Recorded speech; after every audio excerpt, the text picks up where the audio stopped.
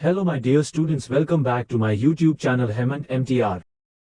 Exam class 10 Hindi का paper viral हो चुका है। ठीक है, जैसा आपका 22 फरवरी को आप लोगों का हिंदी का पेपर आने वाला है। ठीक है, 22 फरवरी को हिंदी का पेपर जैसा आएगा वो आप लोगों को मैं बताने वाला हूं। ठीक है, ऐसे ही आप लोगों का हिंदी का पेपर आएगा 22 फरवरी को। ठीक है, मिल गया है हिंदी का पेपर। ठीक है, ये देख सकते हो, नाम है अमित कुमार और रूल नंबर है 2243।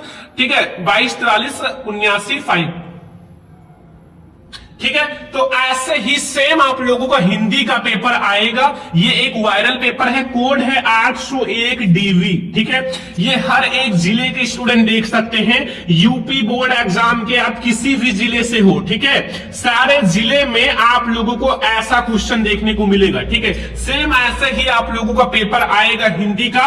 जितने भी स्टूडेंट देख रहे हैं, वीडियो को लाइक कर देना, शेयर कर देना और वीडियो को लास्ट तक देखना। अगर आप पेपर के दिन आधी रात को भी वीडियो देख लेते हो तो लास्ट तक देखना, क्योंकि इसमें सारे वायरल क्वेश्चंस आ चुके हैं और ऐसे ही आप लोगों का पेपर आएगा, देख सकते हो। ठीक है, सेम ऐसे ही 2024 बोर्ड एग्जाम को 22 फरवरी को यूपी बोर्ड एग्जाम हिंदी का पेपर आने वाला है। सभी यूपी बोर्ड एग्जाम के योद्धाओं तैयार हो जाओ। ठीक है, हिंदी का वायरल पेपर आ चुका है। ठीक है, आपके पास जो पूर्णांक रहेगा वो 70 नंबर का रहेगा। 70 में आप 65 लाओगे माय डियर स्टूडेंट, ये मैं गारंटी लेता हूं कि 70 में आप 65 लाओगे हिंदी में। हिंदी में आपको टॉपर बनने से कोई नहीं रोक सकता। ठीक है, समय रहेगा 3 घंटे 15 मिनट का और बहुत ही कम समय बचा हुआ है, पेपर आने वाला है। तो सभी स्टूडेंट वीडियो को लास्ट तक देखना, सारा क्वेश्चंस मैं आपको समझाऊंगा सॉल्यूशन के साथ और अपने फ्रेंड्स के साथ शेयर कर देना। ठीक है, निर्देश है माय डियर स्टूडेंट, देखो निर्देश है, पहला सभी प्रश्न अनिवार्य है, सभी प्रश्न आपको करने हैं। दूसरा निर्देश है, इस प्रश्न पत्र के 2 खंड है, आ और बा, खंड आ और खंड बा। खंड आ में 1 अंक का 20 बहुविकल्पीय प्रश्न होगा जिसका आंसर ओएमआर शीट पर या ओएमआर पत्रक पर देनी है। ठीक है, खंड आ के प्रत्येक प्रश्न का निर्देश पढ़कर ओएमआर शीट पत्रक में उत्तर दे और ओएमआर शीट पत्रक देते समय उसमें ना ही काटें और ना ही इरेजर व्हाइटनर इन सब का प्रयोग ना करें और प्रश्न के अंक उनके सम्मुख लिखे हुए, उनके अंक जो है प्रश्न के सम्मुख लिखे हुए हैं। खंड बा 50 अंक का वर्णात्मक प्रश्न है, जो हमारा खंड बा है वो 50 नंबर का लिखित प्रश्न है जो आपको बोर्ड एग्जाम की कॉपी में लिखना है। खंड बा सभी प्रश्नों के उत्तर एक साथ ही करें एंड सभी प्रथम प्रश्न से आरंभ कीजिए, अंतिम तक आइए, जो प्रश्न आए उसमें अपना समय मत नष्ट कीजिए। ठीक है, तो ये सामान्य निर्देश है, कुछ आप पढ़ लेना, फिर हम लोग देखते हैं एक एक क्वेश्चंस को। सबसे पहले मैं आप लोगों को क्लियर कराऊंगा जो कि खंड आ है। 20 में 20 नंबर जो बहुविकल्पीय प्रश्न है। ठीक है, 20 में 20 नंबर हम लोग ऑब्जेक्टिव क्वेश्चंस लाएंगे बोर्ड एग्जाम में। 20 में 20 नंबर, एक भी ऑब्जेक्टिव क्वेश्चन आपको छोड़कर नहीं आना है। ठीक है, सारा क्वेश्चन समझ के जाओ, यही आएगा बोर्ड एग्जाम में, आप देख लेना। ठीक है, सबसे पहले बहुविकल्पीय या फिर वस्तुनिष्ठ प्रश्न है। एक एक क्वेश्चन को आपसे रिक्वेस्ट है, आज लास्ट रिक्वेस्ट है कि लास्ट तक देखना, इसके बाद आपको पेपर नहीं मिलेगा हिंदी का। ठीक है, मैं आप लोगों को जो आज वायरल पेपर करा रहा हूं ध्यान से देख लेना। पहला है आचार्य रामचंद्र शुक्ल किस युग के लेखक है? शुक्ल युग, शुक्लोत्तर युग, द्विवेदी युग एंड भारतेंद्र युग। मैं आप लोगों को थोड़ा जल्दी जल्दी समझाऊंगा तो आप लोग जल्दी जल्दी से समझना, क्योंकि सारी चीजें हमें समझना है। तो शुक्ल इसमें पीछे लगा हुआ है, तो इसलिए हमारे शुक्ल युग के राइटर हैं जो हमारे आचार्य रामचंद्र शुक्ल जी हैं। ठीक है, गबन किस विधा की रचना है? गबन किस विधा की है? नाटक का, उपन्यास का, एकांकी का, कहानी का। तो जो हमारे गबन है वो एक उपन्यास विधा की रचना है। किस विधा की है? उपन्यास विधा की रचना है। ठीक है, गबन याद रखना। कंकाल के लेखक है, कंकाल के हमारे लेखक कौन है? कंकाल। एक एक नंबर जल्दी जल्दी सारा फिक्स कर लो। ठीक है, 3 नंबर फिक्स हो जाएगा। ठीक है, अभी तुरंत ये देखो, मुंशी प्रेमचंद, निराला, जयशंकर प्रसाद या रामचंद्र शुक्ल। तो सभी को पता है कंकाल जो है जयशंकर प्रसाद जी की रचना है। और एक एक नंबर सारा फिक्स करते चलो, एक एक नंबर आप लोगों को फिक्स करते चलना, एक भी नंबर बोर्ड एग्जाम में छोड़कर नहीं आना है। जब तक हम 97 95 नहीं लाएंगे हिंदी में, तब तक मजा कहां आने वाला है। ठीक है, कलम का सिपाही कीर्ति है, द्रव्य भारती जैनेन्द्र का, अज्ञेय का या अमृत राय जी का? तो अमृत राय जी का है भाई, एक नंबर ये भी फिक्स है कि जो कलम का सिपाही है वो अमृत राय जी की रचना है। ठीक है, नेक्स्ट क्वेश्चन, शुक्ल युग की समय अवधि? शुक्ल युग कब से कब तक है? 1919 से 1918 तक या 1936 से 1943 तक या 1919 से 1938 तक या 1850 से 1900 तक? तो भैया शुक्ल युग की जो समय सीमा है, कालावधि है, वो है 1919 से 1938 तक। ठीक है, 19 का पहाड़ा पढ़ोगे, 19 दूना 38। ठीक है, तो ऐसे आप ट्रिक से थोड़ा याद कर सकते हो। अगर चाहो तो साकेत, साकेत रचना है। साकेत किसकी रचना है? साकेत महाकाव्य किसकी रचना है? महादेवी वर्मा का, जयशंकर प्रसाद का, सुमित्रानंदन पंत या मैथिली शरण गुप्त? तो साकेत जो भैया है वो मैथिली शरण गुप्त जी की रचना है। किसकी है? मैथिली शरण गुप्त जी की जो साकेत है वो रचना है। ठीक है, तो 6 नंबर क्वेश्चन का हमारा मैथिली शरण गुप्त सही हो जाएगा। महादेवी वर्मा कवित्री है। महादेवी वर्मा किस युग की कवित्री है? प्रगतवादी युग की, छायावादी, द्विवेदी युग, प्रयोगवादी? तो महादेवी वर्मा जो है वो छायावादी युग की कवि है। ठीक है, किस युग की? छायावाद युग की कवि है। याद रखना, बहुत ही इंपॉर्टेंट क्वेश्चन है। एक एक नंबर सारा की रियल करते चलो, एक भी नंबर हम लोग बोर्ड एग्जाम में छोड़ेंगे नहीं। जब तक तोड़ेंगे नहीं तब तक छोड़ेंगे नहीं। 22 फरवरी को हिंदी के पेपर में आग लगा दोगे, एक एक नंबर आप करके आओगे। आप जो मैं आपको पढ़ा रहा हूं अगर आप पढ़ लोगे तो, ठीक है, क्योंकि ऐसे ही मैंने बहुत सारे स्टूडेंट को पढ़ा रखा है जो पेपर दे चुके हैं ऑलरेडी, और वो 97, 95, 98% तक हिंदी में लाए हैं, गारंटी है। लास्ट के दिनों में मैं आपको जो पढ़ाता हूं ना वो इतना ज्यादा स्पेशल होता है क्योंकि उसमें मैं आपको बहुत सारे वायरल पेपर लाता हूं, लाइक ये इसमें से इतने सारे क्वेश्चंस आपको पेपर में देखने को मिलेगा कि आप सोच नहीं सकते हो। एंड साथ में मैं आपको बहुत सारे मैराथन क्लास भी लाता हूं। ठीक है, तो इसलिए तैयार रखो। गंगा लहरी रचना है पद्माकर का, या फिर ये पद्माकर कर लेना। ठीक है, पद्माकर भूषण बिहारी मतिराम, तो गंगा लहरी पद्माकर की रचना है। ठीक है, समझ में आया? पद्माकर जी की रचना है। नेक्स्ट क्वेश्चन, आधुनिक काल की समय सीमा। आधुनिक काल की समय सीमा कब से कब तक है? 1919 से 1938 तक, 1936 से 1943 तक, या फिर 1918 से 1950 तक, या फिर 1843 से अब तक? तो 1843 से अब तक हमारा है आधुनिक काल की समय सीमा। अभी भी हमारा मॉडर्न युग चल रहा है। ठीक है, ललित ललाम किसकी रचना है? पद्माकर का, भूषण का, मतिराम का, बिहारी का? तो ललित ललाम, ललित ललाम किसकी रचना है? ललित ललाम मतीराम जी की रचना है। किसकी है? मतीराम जी की रचना है भाई, मतीराम की रचना है। तो 10 में 10 क्वेश्चन समझ में आ गया ना, इससे बाहर नहीं आएगा, आज समझ लो। ठीक है, बाद में मैं नहीं बताऊंगा बार बार। ठीक है, इसलिए आज मैं आप लोगों से बता रहा हूं कि आज अच्छे से समझ लो, टाइम है, और मैं आप लोगों को एक एक क्वेश्चन को अच्छे से समझा भी रहा हूं। तो टाइम है, समझ लो, वरना फिर टाइम निकल जाएगा तो फिर कोई समझाएगा भी नहीं। ठीक है, तो चलो हम लोग 11 नंबर क्वेश्चन देखते हैं। क्वेश्चन नंबर 11, देखो ध्यान से, इसमें क्या पूछ रहा है? हंसी हंसी भाजे देखी दूल्हा दिगंबर को, पाहुनी जे आवे हिमाचल के उछाल में। इसमें रस कौन सा है? श्रृंगार रस, हास्य रस, करुण रस, वीर रस? तो भैया इसमें हंसी हंसी शब्द आया हुआ है। हंसी हंस का मतलब कि भैया हास्य रस हो जाएगा, हंसना। हंसी हंस का मतलब क्या होता है? हंसना। तो हंसना का मतलब क्या होगा? हास्य रस। ठीक है, हास्य रस हो जाएगा। 12 नंबर क्वेश्चन, हरिमुख मनहु मयंक पंक्ति में अलंकार है, 1 नंबर का ऑब्जेक्टिव है। इसमें मनु मानो जन जानो मनहु जनहु ये सब शब्द आ जाए ना, तो अगर ये सब आ जाए तो याद रखना वो सब क्या होते हैं? उत्प्रेक्षावाचक शब्द होते हैं। क्या होते हैं? उत्प्रेक्षावाचक शब्द। तो इसमें आप एक बात याद रखना कि वो उत्प्रेक्षा अलंकार हो जाएगा। ठीक है, 1 नंबर ये तुरंत ही फिक्स हो जाएगा। इस टाइप के क्वेश्चन याद रखना कि वो उत्प्रेक्षावाचक शब्द होते हैं और उसमें हमारा उत्प्रेक्षा अलंकार होगा। जैसे सोहत ओढ़े पीठ पटु श्याम सलोने गात मनो नीलमण चल पर आपत प्रयोग विभाग, उसमें मनो शब्द आ गया तो वो आपका श्योर है कि भाई उत्प्रेक्षा अलंकार है। ठीक है, ऐसे आपके होते हैं। नेक्स्ट क्वेश्चन, लिख कर लोहित लेख डूब गया दरमण यहाँ व्योम सिंधु सखी देख तारक बुंद बुंद दे रहा। पंक्ति में पहले और तीसरे चरण में मात्रा है। एक आप गिनोगे तो दूसरा ऑटोमेटिक पता चल जाएगा। अगर 11 पहले में होगा तो मतलब पहले चरण में, तो तीसरे में भी 11 होगा। 24 होगा तो 24, 13 होगा तो 13, या फिर 16 होगा तो 16। एक को चलो हम लोग काउंट करते हैं। देखो पहला काउंट करते हैं। देखो इसमें देखना ध्यान से, इसमें हमारा 1 मात्रा है, इसमें भी हमारा 1 ही है, इसमें भी 1 है, इसमें 1 है, इसमें 2 है, इसमें 1 है, 1 मात्रा, 2 मात्रा, 1 मात्रा। देख लो कितना है, 1 2 3 4 5 6 7 8 9 10 11 11 मात्रा है। तीसरा अगर आपको गिनना है तो वो भी गिन सकते हो। जैसे यहाँ 2 मात्रा है, यहाँ 1 मात्रा, यहाँ 1 मात्रा, यहाँ 1 मात्रा, 1 मात्रा, 1 मात्रा, 2 मात्रा, 1 मात्रा, 2 1 3 1 4 5 6 7 8 9 10, यहाँ आपका शायद आधा ना है ना, तो 2 हो जाएगा 11। तो 11 11 मात्राएं इसमें हमारा हो जाएगा। 11 11 मात्राएं, तो बस हो गया। 11 11 मात्राएं सही है। 1 नंबर ये भी अपना फिक्स कर लो। ठीक है, अगला क्वेश्चन, सुदर्शन शब्द में उपसर्ग है, सुदर्शन में आगे क्या लगा हुआ है? सु, तो निर तो होगा नहीं, सु हो जाएगा। ठीक है, तो सुदर्शन देखो उपसर्ग जो होता है वो आगे लगा रहता है, तो इसलिए हमारा यहाँ सु जो है वो सुदर्शन का उपसर्ग हो जाएगा। अगला 15 नंबर क्वेश्चन, भवानी शंकर समास है। भवानी शंकर का समास, तत्पुरुष समास, बहुब्रीहि समास, दीर्घु समास, द्वंद्व समास, कौन सा है? भवानी शंकर में कौन सा समास है? तो इसमें हमारा द्वंद्व समास है। कौन सा समास है? द्वंद्व समास है भवानी शंकर में। याद रखना, बहुत ही ज्यादा इंपॉर्टेंट क्वेश्चन है। सुहाग शब्द का तत्सम रूप होगा सुहाग, स्वामी सौभाग्य, सुहागा दुर्भाग्य। तो भैया जो सुहाग का होगा वो हमारा सौभाग्य होगा। क्या होगा? सौभाग्य। ठीक है, तो ये हमारा गा वाला ऑप्शन सही है 16 नंबर का। ठीक है, गा वाला ऑप्शन सौभाग्य। Understand? Next question my dear student, 17 number. युष्मा विरूप है युष्मत का, 1 नंबर का ऑब्जेक्टिव है, और इसमें आपसे पूछ रहा है कि भैया कौन सी विभक्ति है? तृतीय विभक्ति बहुवचन, पंचमी विभक्ति बहुवचन, सप्तमी विभक्ति द्विवचन, या फिर द्वितीय विभक्ति एकवचन। तो इसमें जो हमारा है वो है तृतीय विभक्ति बहुवचन। क्या है? तृतीय विभक्ति बहुवचन। ऑप्शन नंबर का हमारा बिल्कुल सही है, और ये भी 1 नंबर फिक्स हो गया। Next question 18 number. निम्नलिखित में मिश्र वाक्य है, 1 नंबर का ऑब्जेक्टिव फिक्स, कि इसमें हमारा मिश्र वाक्य कौन सा है?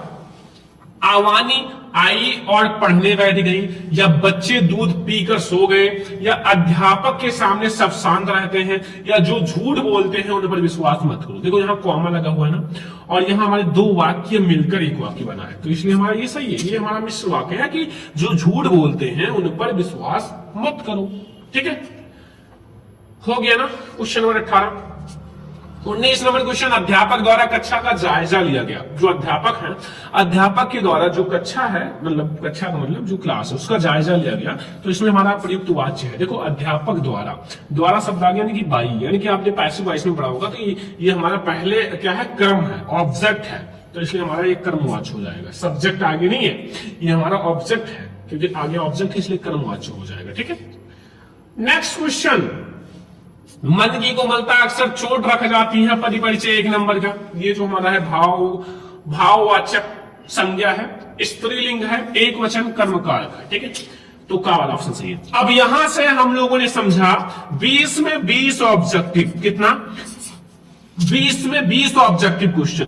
यहां से हमारे 20 में 20 ऑब्जेक्टिव क्लियर हो चुके हैं, इससे बाहर नहीं आएगा। अगर आपने ये सारा ऑब्जेक्टिव क्लियर कर लिया ना, तो 20 में 20 नंबर आपका क्लियर है। ठीक है, मैंने आपको एक एक क्वेश्चन का सॉल्यूशन बता दिया, आंसर बता दिया। अब ना करो तो आपकी गलती है। ठीक है, अब आपके पास समय ही नहीं है तो आप लोग कर लो, क्योंकि अब समय नहीं है। अब आप पढ़ाई कर लो, जो जो पढ़ रहे हो उसको खूब पढ़ो, खूब पढ़ो। ठीक है, तो अब हम लोग देखते हैं जो आपका लिखित प्रश्न है, जो आपको बोर्ड एग्जाम की कॉपी में लिखना है। ठीक है, जो आपको बोर्ड एग्जाम की कॉपी में लिखना है। जैसे हमारे ये है भैया खंड बा, और ये वर्णनात्मक प्रश्न है। क्या है?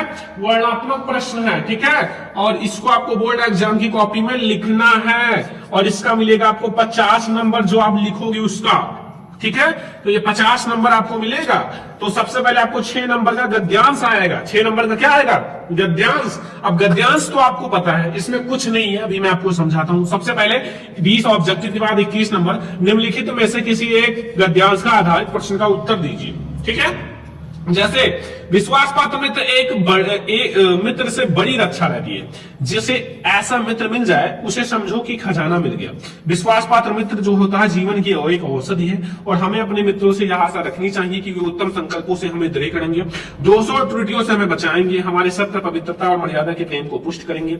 जब हम कुमार्ग पर पैर रखेंगे तब वो सचेत करेंगे, जब हम हतोत्साहित होंगे तो वो हमें उत्साहित करेंगे। सारांश यह है कि हमें उत्तमपूर्वक जीवन निर्वाह में हर तरह से सहायता करेंगे। ठीक है, अब इसमें आपके 3 क्वेश्चंस हैं। पहला, उपयुक्त गद्यांश का संदर्भ लिखो। भाई संदर्भ लिखोगे 2 नंबर मिल जाएगा। भाई संदर्भ में कुछ नहीं, अभी बता देते। गद्यांश रेखांकित अंश की व्याख्या करो, एंड लेखक के विश्वास पात्र की तुलना किससे की है? लेखक ने विश्वास पात्र मित्र की तुलना औसत से की है। सभी को देख लो। ठीक है, औसत से की है। ठीक है, यहां नहीं है, बट हाँ खजाने से यहां किया गया है, या फिर एक औषधि से किया गया है। जीवन का एक औषधि है। देखो अब सबसे ज्यादा इंपॉर्टेंट बात जो कि आप लोगों को समझना है जरूरी, क्योंकि एक एक क्वेश्चन को हम लोग बहुत ही अच्छे से समझेंगे। एक भी ऐसा क्वेश्चन नहीं है जिसको हम लोग छोड़ेंगे, क्योंकि हमें एक एक क्वेश्चन को बहुत ही अच्छे से समझना है। ठीक है, तो आ जाओ। सबसे पहला भाई इसका आपको क्या लिखना है? संदर्भ। तो संदर्भ में पाठ का नाम क्या है? पाठ का नाम क्या है? मित्रता। क्या है? मित्रता। और लेखक कौन है? आचार्य रामचंद्र शुक्ल या फिर रामचंद्र शुक्ल जी। हो गया भाई 2 नंबर के लिए। कोई दिक्कत, कोई कंफ्यूजन नहीं होगा। रेखांकित अंश की व्याख्या यहां से यहां तक की व्याख्या में कितना आसान है, बहुत आसान है। इसमें तो कुछ भी नहीं है कि आपको मतलब हार्ड लगे, क्योंकि आचार्य रामचंद्र शुक्ल जी यही कहते हैं कि जिस प्रकार अच्छी औषधि जो होती है, वो अच्छी औषधि जो होती है आपके शरीर के सारे रोगों को दूर कर देती है, और आपको स्वस्थ बना देती है। वैसे अगर आपको विश्वास पात्र मित्र मिल जाए तो वो आपके लिए एक औषधि है जो आपको अच्छे अच्छे मार्ग पर चलने के लिए प्रोत्साहित करेगा, और बहुत सारा लिख सकते हो मित्र के बारे में। तो ये भी 2 नंबर के लिए। लेखक ने विश्वास पात्र मित्र की तुलना किससे की है और क्यों? ठीक है, लेखक ने विश्वास पात्र की मित्र की तुलना किससे की है और क्यों किया है? तो भाई सभी को बताइए, लेखक ने विश्वास पात्र मित्र की तुलना औषधि से की है। जिस प्रकार औषधि जो होता है सारी बीमारियों से हमें दूर करता है, वैसे विश्वास पात्र मित्र जो होता है हमें बुरे मार्ग पर चलने से रोकेगा। तो ये 6 नंबर आपको मिल जाएगा अगर आप जो जो मैंने बताया उसे लिखोगे। नहीं आता अथवा लगा हुआ, भाई इसको करो। दूसरी बात तो इस संबंध में विचारणीय है कि वह है कि संस्कृति अथवा सामूहिक चेतना देश का प्राण है। बस इतना ही अंडरलाइन है। ठीक है, इसी नैतिक चेतना के सूत्र से हमारे नगर, ग्राम और हमारे संप्रदाय, हमारे विभिन्न वर्ग और जातियां आपस में बंधी हुई हैं। वहां उन सब में एकता है। इसी बात को ठीक तरह से पहचान लेने से बापू ने जनसाधारण बुद्धिजीवों के नेतृत्व में क्रांति करने के लिए तत्पर करने के लिए नैतिक चेतना का सहारा लिया, और अहिंसा, सेवा और त्याग की बातों से जनसाधारण का हृदय इसीलिए आंदोलित हो उठा, क्योंकि उन्हीं तो शताब्दियों से प्रभावित और प्रेरित रहा। बहुत आसान है भाई, इसमें भी आपको वही चीज करना है। ठीक है, इसमें भी आपका 3 ही क्वेश्चन है। पहला, उपयुक्त गद्यांश का संदर्भ लिखो, 2 नंबर मिल जाएगा। फिर आपको रेखांकित अंश की व्याख्या, 2 नंबर मिल जाएगा। जनसाधारण का हृदय, किन बातों का आंदोलन। तो भाई सभी को पता है कि इस चैप्टर से लिया गया है। पाठ का नाम भारतीय संस्कृति, क्योंकि इसमें भाई ये संस्कृति शब्द बहुत बार आया हुआ है। ठीक है, तो भारतीय संस्कृति है पाठ का नाम। नहीं आता पहला तो दूसरा करना, वरना ट्राई करना कि पहला ही करो। ठीक है, और इसके राइटर है डॉक्टर राजेंद्र प्रसाद, या फिर राजेंद्र प्रसाद, जो भी डॉक्टर राजेंद्र प्रसाद। ठीक है, तो ये आप कर सकते हो भाई। रेखांकित अंश की व्याख्या यहां से यहां तक छोटा सा है, इसमें कुछ भी नहीं। ठीक है, अब देखो पद्यांश भी आपका 6 ही नंबर का आता है। पद्यांश भी 6 नंबर का आएगा। जैसे यहां देखो, निम्नलिखित पद्यांशों में से किसी एक का नीचे दिए गए प्रश्नों का उत्तर दीजिए। ठीक है, ये देखो पहला, पुरते निकसी रघुवीर वध धीर दय डग में मग है। ठीक है, मग में डग है झलकी भरी भाल कनि जल की पुटकी सखी गए मथुरा धर है, और फिर बूझत है चलको अब केतकी पूर्ण किते करिहो किते हैं तेह की लख अर्थ पिया घिया अति चारु चल जल जाए। ठीक है, इसका व्याख्या समझ लेना, बहुत आसान है। ठीक है, और आपको भाई संदर्भ का मिल जाएगा। ठीक है, और व्याख्या इसको लिखोगे आपको नंबर भर भर के मिल जाएगा। तो देखो, व्याख्या नहीं आता बना बना कर लिखना, लेकिन छोड़ना मत। ये हमारा धनुष भंग वन पथ पर, लेकिन वन पथ पर शीर्षक से है। किससे है? वन पथ पर शीर्षक से। ठीक है, और ये शीर्षक है वन पथ पर, और इसके जो राइटर है वो तुलसीदास जी हैं, या गोस्वामी तुलसीदास जी। ठीक है, ठीक है, तो ये है इस चैप्टर से देख लेना। जो जो मैं आज आपको बता रहा हूं सारा भाई थोड़ा थोड़ा देख लेना। ठीक है, अब अगर आपको ये आता है तो कर लेना, नहीं आता तो दूसरा भी आपके पास ऑप्शन है। मेरे जीवन का आज मुख तेरी छाया से हो बिलाप, तन तेरी साधना छू ले एंड मन के करुणा की था नाप उड़ में पावस दीर्घ में ध्यान। किस पाठ से है? पाठ का नाम भाई हिमालय से। कहां से? हिमालय से। कवि कौन है? महादेवी वर्मा। महादेव वर्मा। ठीक है, तो ये भी आपका क्लियर। ठीक है, तो एक एक चीज को क्लियर करो। इसमें कवि और पाठ दोनों मैंने आपको बता दिया। ठीक है, इसमें भी उसी टाइप से कोई एक करना था पद्यांश दोनों में से। तो इसमें भी 3 क्वेश्चन है भाई, 2-2 नंबर मिलेगा, 2-2 नंबर, 6 नंबर मिल जाएगा। ओके, अब सबसे ज्यादा इंपॉर्टेंट जो मैंने बहुत बार बता रखा है, बार बार बताने की जरूरत नहीं है। 23 नंबर क्वेश्चन कि निम्नलिखित में से किसी एक लेखक का जीवन परिचय देते हुए उनकी किसी एक रचना का नाम लिखो। 5 नंबर मिलेगा। ठीक है, 5 नंबर, कोई एक जीवन परिचय लिखना है। चाहे आप डॉक्टर राजेंद्र प्रसाद का लिखो, चाहे जयशंकर प्रसाद, चाहे आचार्य रामचंद्र, जो आपको बिल्कुल 100% याद हो उनका जीवन परिचय और रचना, वही लिखना।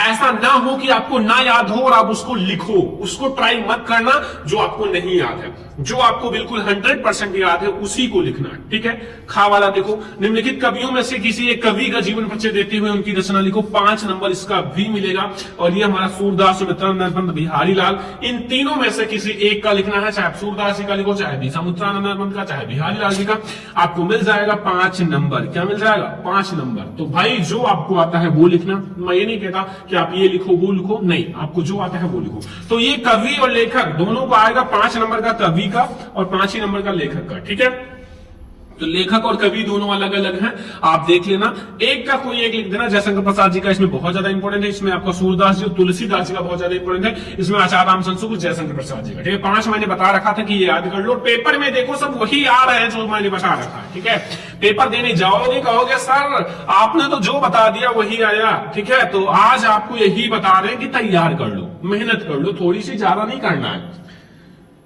अब 24 नंबर क्वेश्चन निम्नलिखित संस्कृत गद्यांशों में से किसी एक का संदर्भ लिखिए, हिंदी में अनुवाद कीजिए। भाई 5 नंबर, ऐसा नगरी भारतीय संस्कृत भाषायां केंद्रम स्थलीय इति एवं संस्कृत भाषायां सर्वोच्चम आलोकः सर्वत्र प्रसिद्धः मुगल युवराज दारासिको अध्ययन भारतीय दर्शन शास्त्रम अध्ययनम् अकरोत् सा तेन ज्ञानेन तथा प्रभावितम् अभवत् यत् तेन उपनिषदं भारतीय भाषां अनुवादं भाषण करता। क्या है इसमें? इसका अनुवाद तो बहुत ज्यादा आसान है, इसमें तो कुछ भी नहीं है कि आपको ना समझ में आए अनुवाद में। ठीक है, ऐसा नगरी का मतलब होता है यह जो नगरी है भारतीय संस्कृति और संस्कृत भाषा में केंद्र स्थलीय केंद्र स्थलीय है। यह जो नगरी है भारतीय संस्कृति और भारतीय संस्कृति और संस्कृत का भाषा का केंद्र स्थलीय है। यहीं से जो संस्कृत साहित्य और संस्कृत भाषा का प्रकाश हर जगह फैला है। ठीक है, आलोकम सर्व प्रसिद्ध।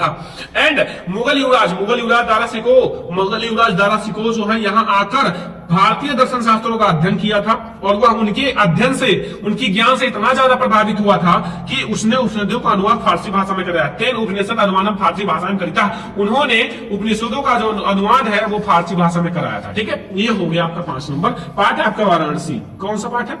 वाराणसी। ठीक है, बस। अब दूसरा, अगर आपको ये नहीं आता तो ये वाला करो यार। ठीक है, दोनों में से कोई एक तो करना है। एकदा बाबा जना धुनम अयम नगम प्रतिगच्छम सम तेषु कशीचद ग्रामीणः केचित् नागरिका आसन मौनम स्थिरते तेषु एकः नागरिका ग्रामीणम उपहसन् कथयत्।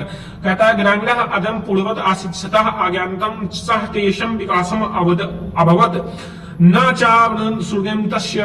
तो ये आपको पढ़ना ध्यान से। अब देखो मैं आपको इसका व्याख्या कैसे करनी है। देखो ये कहता गया कि एक समय बहुत से लोग रेलगाड़ी में चढ़कर नगर की ओर जा रहे थे। ठीक है, एकता भावाचना, बहुत सारे लोग जो है रेलगाड़ी में चढ़कर नगर की ओर जा रहे थे। उसमें से कुछ ग्रामीण थे, कुछ गांव के थे और कुछ क्या थे, कुछ नागरिक थे, मतलब कुछ शहरी लोग थे। ठीक है, कुछ निवासी थे और तो कुछ शहर के लोग थे। कुछ उनके चुपचाप बैठे रहने पर एक नगरवासी, मतलब शहर का वासी, कहता है कि ग्रामीण का उपहासत, यानी कि उनका मजाक उड़ाते हुए कहता है कि ग्रामीण वासी पहले की बात आज भी गंवार और अनपढ़ है। ठीक है, गंवार और अनपढ़ हैं, ना तो उनका विकास हुआ है और ना ही हो सकता है।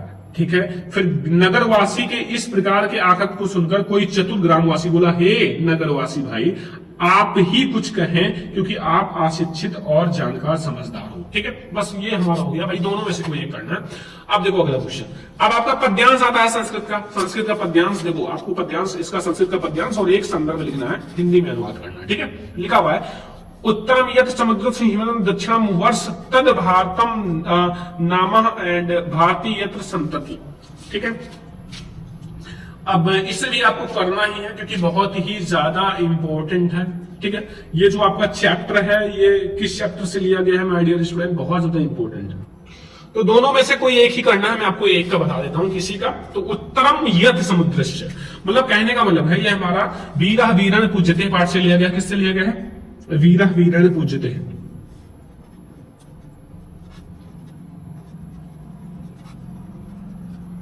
पूज्यते। ठीक है, इसका मतलब कहने का मतलब है कि समुद्र के उत्तर में, उत्तरम यह समुद्रम हिमालय दक्षिणम, यानी कि जो समुद्र के उत्तर और हिमालय के दक्षिण में जो देश स्थित है वह भारतवर्ष है और जिनकी संतान भारतवासी है। बस यही छोटा सा है, इसमें क्या है। ठीक है, इसको आप लोग चेक कर लेना। अगला बहुत आसान है ये भी। ठीक है, तो एक तो आप देख ही सकते हो। अपनी पाठ्य पुस्तक संस्कृत खंड से कंटेस्ट किया हुआ कोई एक श्लोक लिखो जो इन प्रश्न पत्र में ना हो। ये 2 श्लोक हैं, एक आप लिख दो। लिखना क्या है? देखो, बंधनम मरणम यप जयो यप पराजय बेहतर समो वीरा वीर भावे ही वीरता, या फिर सर्वे भवन सुखिना सर्वे संतो निरामया सर्वे भद्रान पश्यन्तु मां कशीजा दुर्भागा भवे। ठीक है, तो ये भी आपका 2 नंबर हो गया क्लियर। अगला क्वेश्चन देखते हैं। तो अब हमारा आता है घ वाला। ठीक है, संस्कृत का कि निम्नलिखित में से किन्हीं 2 प्रश्नों का उत्तर आपको देना है। ठीक है, 2 नंबर मिलेगा। वाराणसी नगरी कैसा संगम स्थली स्थित? तो वाराणसी नगरी जो है, वाराणसी जो है वो नगरी विविध का मतलब विभिन्न धर्मण संगम स्थली स्थित, विभिन्न धर्मों का संगम स्थली है। ठीक है। अगला, चंद्रशेखरा स्वापित नामम किम आकथत? तो चंद्रशेखरा स्वनामा आजाद उनका नाम था, इत आकथत। ठीक है। तो ऐसा आपको पूर्व राजा का आशित, ग्रामीणा का उपासद एंड सुनलस्य का मुख्यम आज थे। तो ये आपको 2 का देना था, मैंने आपको 2 का बता दिया, 1 नंबर इसमें, 1 नंबर इसमें, 2 नंबर। और एक्स्ट्रा आप ये सब तैयार करते रहो। ठीक है। 25 नंबर क्वेश्चन, भाई कोई एक आपको अपना स्वपठित यानी कि अपने पठित खंड काव्य के आधार पर कोई एक आपको लिखना है, मिलेगा 3 नंबर। अब देखो खंड काव्य हर एक जिले का अलग अलग होता है, आप लोग देख लेना। ठीक है। अब जो भी आपके जिले में हो उसको तैयार कर लेना खंड काव्य। ठीक है। मैं तो पढ़ा नहीं सकता क्योंकि भाई खंड काव्य हर एक जिले का अलग अलग है। लाइक आप ये नहीं जानते हो कैसे चेक करेंगे हमारा खंड काव्य कौन सा है, तो जैसे मैं आपको दिखा देता हूँ कैसे चेक करते हैं। ठीक है। खंड काव्य लाइक हमारी इधर जो आता है वो ज्योति जवाहर खंड काव्य आता है। ठीक है। कौन सा आता है? ज्योति जवाहर खंड काव्य। देखो कैसे चेक करेंगे, आपके पास कोई सा भी क्वेश्चन बैंक हो उससे कोई दिक्कत नहीं। देखो लाइक यहाँ ज्योति जवाहर लिखा हुआ है। ठीक है।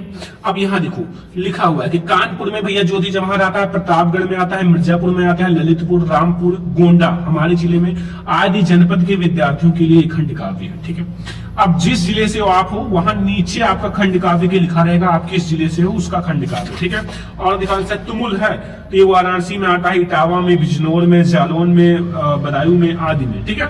ऐसे आपके सारे का खंड काव्य रहेगा। ठीक है। तो ऐसे आप खंड काव्य जान सकते हो किस जिले में कौन सा आएगा। ओके। तो ये खंड काव्य जैसे मुक्ति दूत है, ज्योति जवाहर है, अग्र पूजा है, मेवाड़ मुकुट है, या फिर अपने हिंदी वाले टीचर से भी पूछ सकते हो, बता देगा। जय सुभाष है, मातृभूमि है, कर्मवीर है, तुमुल है। ठीक है। तो बहुत सारे खंड काव्य हैं। ठीक है। और आप लोगों को देखना है। तो अब हम लोग देखते हैं अगला क्वेश्चन। हमारा 25 हो चुका है, 26 नंबर। 26 नंबर क्वेश्चन ध्यान से समझो। लिखा हुआ है किसी एक पर निबंध लिखो, 7 नंबर मिलेगा निबंध पर। स्वास्थ्य और शिक्षा, वन महोत्सव, पर्यावरण प्रदूषण, साहित्य और समाज। तो इसको आप लिखोगे, या फिर आप एक पत्र लेखन आपका आता है अलग से 5 नंबर का, दोनों में से कोई एक लिखना है। छात्रवृत्ति के लिए आप प्रधानाचार्य को पत्र लिखो, या फिर अथवा अपने मित्र को अपने बड़े भाई के विवाह में सम्मिलित होने के लिए निमंत्रित अथवा पत्र लिखो। ठीक है। तो ये हमारा पूरा हिंदी का वायरल पेपर है और मैंने आपको सारा सॉल्यूशन समझा दिया। ठीक है। आई होप कि आपको ये वीडियो बहुत ज्यादा पसंद आया होगा।